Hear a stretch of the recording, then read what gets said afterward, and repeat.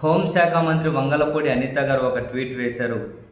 Drugs రహిత ఆంధ్రప్రదేశ్ మా లక్ష్యం అని, డ్రగ్స్ విషయంలో మాది జీరో టాలరెన్స్ విధానం అని, కూటమి ప్రభుత్వంలో రాష్ట్ర వ్యాప్తంగా మాదక ద్రవ్యాల నిర్మూలనకు ఆంధ్రప్రదేశ్ పోలీస్ యంత్రాంగం కఠిన చర్యలు చేపట్టింది అని రకరకాలుగా మొత్తం మీద వీళ్ళేదో అద్భుతాలు చేసినట్లు ఒక ట్వీట్ అయితే వేసుకుంటే, వైఎస్ఆర్ కాంగ్రెస్ పార్టీ దానికి రిప్లైగా మరికొన్ని నిజాలను ఎక్స్పోజ్ చేస్తున్నాం చూడండి అని కొన్ని ఆధారాలతో సహా పోస్ట్ చేసింది. కొన్ని ఎఫ్ఐఆర్లు, కొన్ని ఫోటోలు.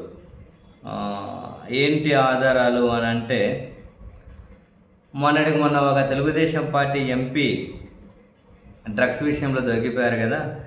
ఈసారి ఇంకో తెలుగుదేశం పార్టీ ఎంపీకి కీలక, అంటే ఆ ఎంపీకి చాలా దగ్గరి మనిషి కొడుకట.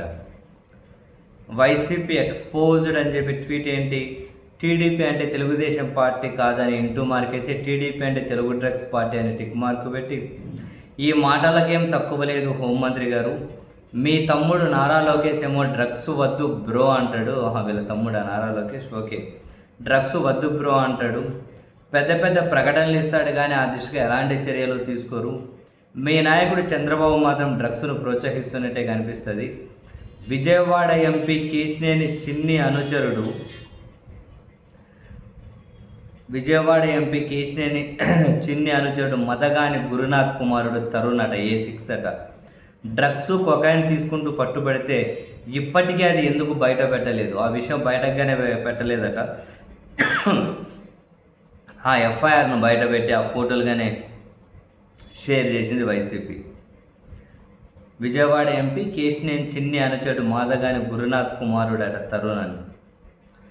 పార్లమెంటు చరిత్రలోనే ఎప్పుడూ ఎవరూ చేయని విధంగా మీ పార్టీ ఎంపీ పుట్ట మహేష్ యాదవ్ డ్రగ్స్ తీసుకుంటూ అడ్డంగా పోలీసులకు పట్టుబడిన ఎలాంటి చర్యలు తీసుకోరు.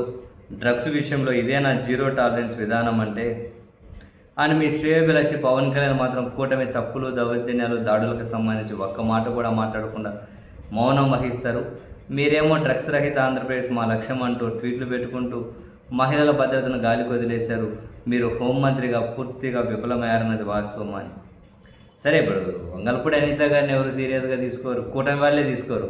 బహుశా వైసీపీ వాళ్ళు సీరియస్గా తీసుకొని మరికొన్ని విషయాలను ఎక్స్పోజ్డ్ అని చెప్పి మరికొందరు ఎంపీ అనుచరులకు సంబంధించిన వాళ్ళు కూడా డ్రగ్స్ తీసుకుంటూ పట్టుబడిన ఎఫ్ఐఆర్లను కూడా షేర్ చేసింది వైసీపీ.